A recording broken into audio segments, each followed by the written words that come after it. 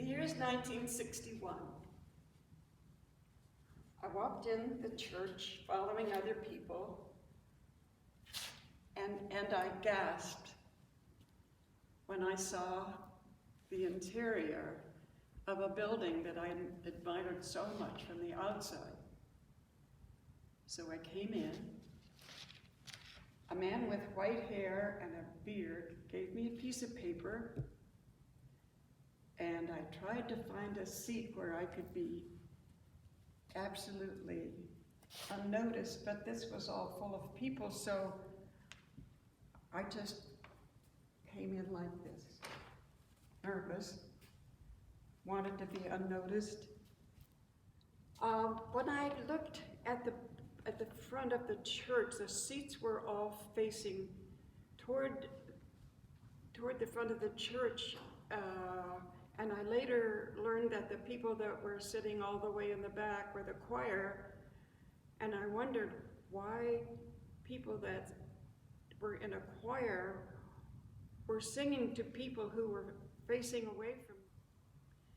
I sat in the back as far back as I could because I didn't want to be obvious, since I didn't know much about this place, but I figured I could just sit there until the people stood up and they began the Mass. Well, I wanted to be as oblivious as possible because I didn't want to be noticed by anybody, and I was just there to see the inside of the building. And so I thought, well, when the people stand up for the beginning of the Mass, then I'll be able to scoot out of here. But it didn't turn out that way. I say Mass because I saw the outside sign and it said St. John's. So I figured, okay, there's no front entrance that you walk through. It was on the side, which I thought was unusual, but the front of the building was unusual. This place was unusual. So everybody started singing. They had books. I was given a book at the end of the aisle when I began to sit down. So people began to sing, everybody. And the priest came in, and I noticed because he had a black man with him. And I was very active in the civil rights movement, and I wondered about that. So the people that came in all were dressed in sort of summer, some in dresses. So a few people had on hats, and I thought, well, if this was really, why weren't all the women wearing hats? You're supposed to do that in a Catholic church. One of my friends told me once you could use a handkerchief. So the organ began to play, and so I kept looking around, and I thought maybe this piece behind me might be some sort of a cross, and maybe because the building was so obvious, this was some way of Jesus weeping. But just a thought. I was just so entranced by everything. Well, the priest got up, and I noticed he didn't have on a collar, and that's when I began to figure this out.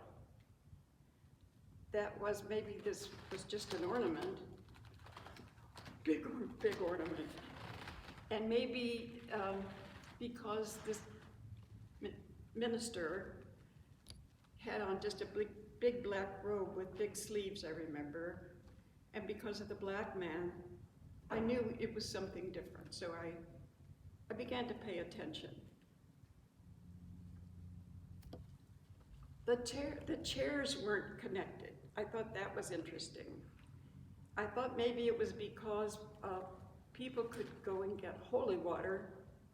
This was before I figured everything out.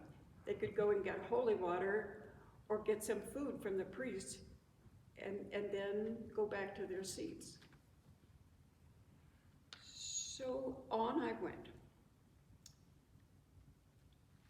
The minister, who now by now I didn't call the priest, said hello to everybody, and then he introduced the black man. And it was Ted Berry, the mayor of Cincinnati. And I thought that was great. I knew him a little bit. And later, after some things went on, he began to give quite a long talk. But in between, the people that were in the way back started to sing some special thing.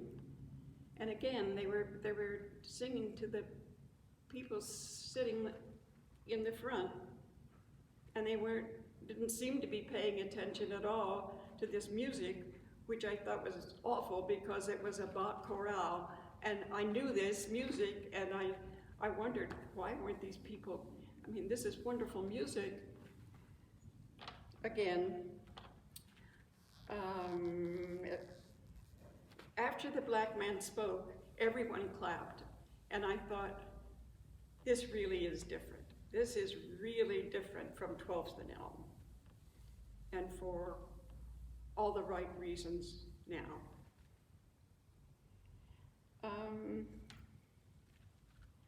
They took an offering, and some men that were dressed in suits, these were men, they were in suits, and they passed these plates, and people just passed them from one to another.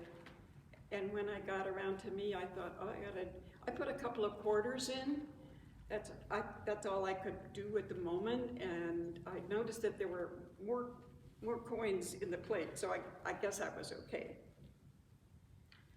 So I walked out feeling pretty good, okay?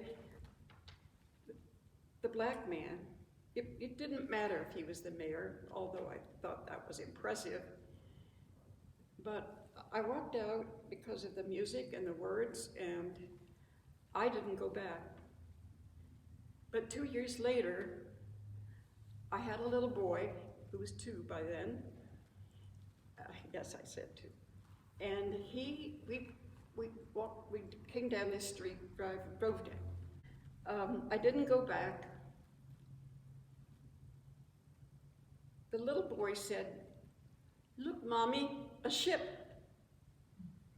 And I thought to myself, oh, I remember that place. I went back in late June, and there was a sign on the door, and it said, "Closed for the summer. See you in September."